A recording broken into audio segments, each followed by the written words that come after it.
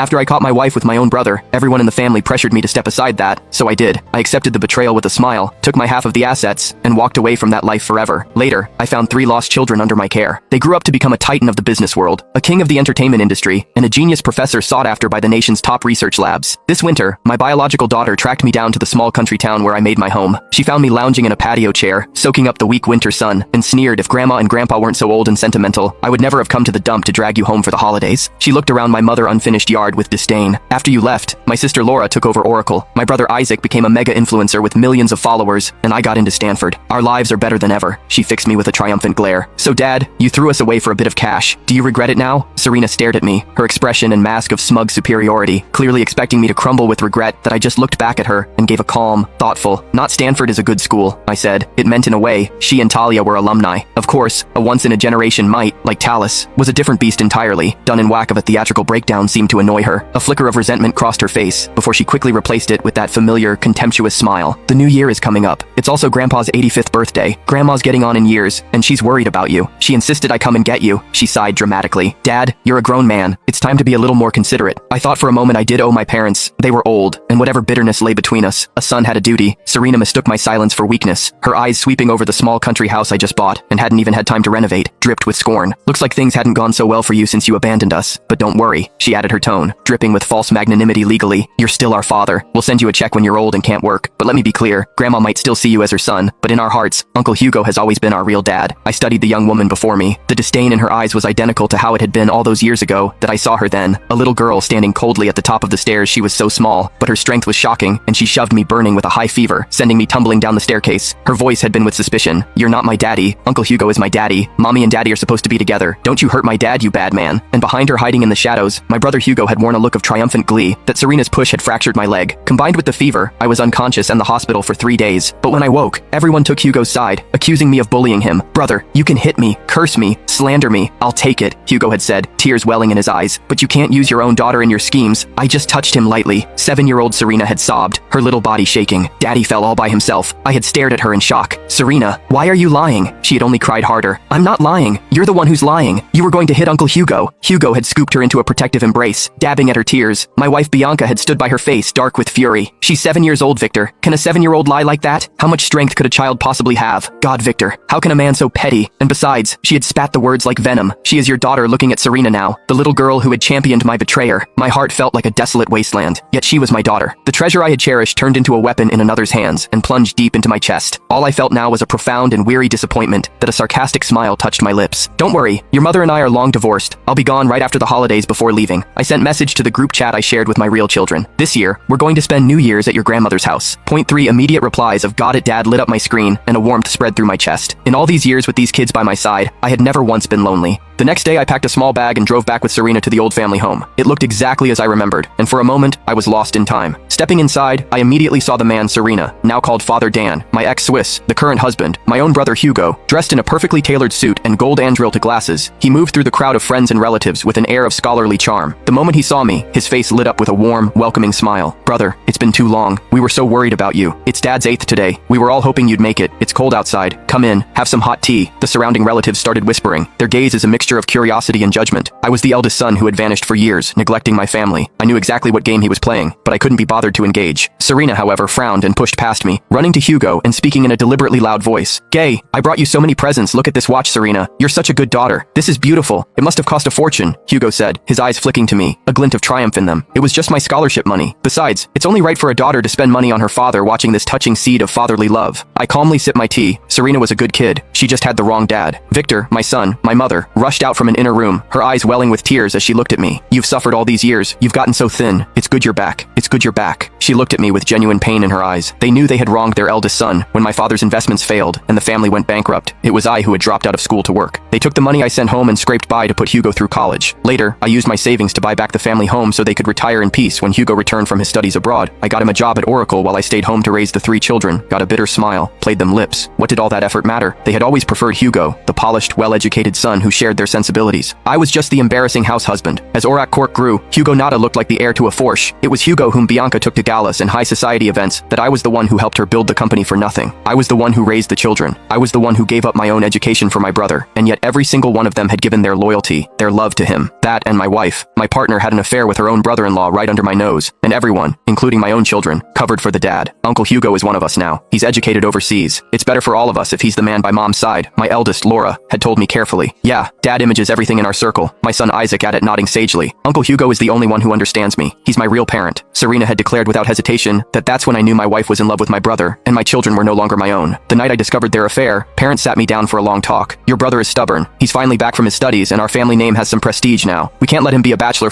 can we? We're family. He'll be good to the kids. Just tell everyone you and Bianca divorced a long time ago. We'll give you another house. You can move out for a while to avoid gossip. Victor, my father had said his words like daggers to my heart. Just give you a position to your brother. Looking at the absurd, grotesque theater of my family, I signed the divorce papers without a fight. I took my share of the assets and walked out of that house and that life without a backward glance. That I moved to the country and bought a small, simple house. Life was quiet, tending to my flowers and vegetable garden. That and white biological children, furious that I had taken the money, hated me. In their eyes, I was a wicked man who had used a woman to get ahead, then abandoned his family for money. They refused to call me father. That IT didn't matter. Over the years, I had found 3 new children. The first was Claire, who ran away from the next village over when her parents tried to see her to a local drum for a pittance. I paid them double and bought her a new life. She was beautiful and a stunningly fast learner. The second was Leo, a boy beaten half to death for stealing a loaf of bread from a corner store. I paid for the damages, brought him home, cooked him a hot meal, and gave him clean clothes. A life ignited in his dark, hopeless eyes, and Talia, Claire, and Leo found her at the bus station. She was just a little girl, staring at the departing bus, with a look of pure, desolate loss on her face, eyesight clutching my rapidly dwindling wallet, and grit my teeth as I told them to bring her home. For years, they were the ones who stayed by my side. Now that you're back, you should stay, my mother said now, her voice thick with emotion. You had it rough, my child. He's the one who didn't want us. Serena snorted from the side. Mom said she would have taken care of him. I guess he finally realized he's useless out in the real world. I looked at Serena, a flicker of pure contempt in my eyes. I had raised her with such care. Her health was fragile as a child, and I was constantly by her side, but she had hated my attentiveness, my restrictions, and far preferred Hugo, who let her do whatever she wanted before I could respond. Father walked in with Payancha and the others laughing and talking. Grandpa Isaac cried, throwing his arms around our mother. The moment he saw me, his smile froze, and a look of disgust flashed across his face. What are you still doing here, Dad? What kind of scene are you trying to cause now? My eldest, Laura, demanded, stepping in front of Hugo as if to protect him. I asked him to come back. My mother snapped before I could speak honestly, bringing him back for the new year. Such bad luck, Serena muttered under her breath. That and wife, father, and Bianca's faces also sour. My brother rarely comes home, Hugo said, stepping forward, playing the magnanimous host. The guests murmured amongst themselves. The younger son is so reasonable. Yes, they say. He studied abroad. You can tell he's more so. What kind of father is so cruel that he abandons his own children? Grandpa, we got you gifts, Isaac announced brightly. The assistant arranged for them to be delivered later. At this, my father's face lit up. I hear the children of this family are also accomplished. The eldest daughter is the CEO of, or the son is an influencer with millions of followers, and the youngest is a top student at Stanford. That Bianca really married A, and to think her first husband was so foolish, throwing it all away for a little bit of money. A guest gossiped before his wife nudged him into silence. Then why? Father's face darkened. He turned his anger on me. Why did you come back? We haven't heard from you in over a decade now that your wife has gone to hell. You know where to find us. He glanced at the empty space behind me. You came alone. You have 3 other grandchildren, I said calmly. They'll be with work. They'll be here later. When did you get married? Why didn't I know? Bianca demanded, a strange, complicated look in her eyes. You're saying they're already so you had bastards behind my back all along? You disgraceful thing. My father wore slamming his cane on the floor before he could continue. A well-spread IED man appeared at the door. His impeccable bearing made everyone gasp. Isn't that the courier service for ultra luxury of goods? They only handle orders over $1 million? I heard the delivery fee alone is in the tens of thousands. Excuse me, the man said politely. Who is Mr. Victor Song? These are New Year's gifts from your 3 children. Please sign here. Hugo beamed and stepped forward. Mr. Song's children are so filial. Just look at the delivery man. These gifts must be very, very expensive. He took the clipboard to sign, but the courier stopped him, a complicated expression on his face. He gently blocked Hugo's hand as he reached for the packages. The recipient is listed as Mr. Victor Saucer. We cannot allow anyone else to sign.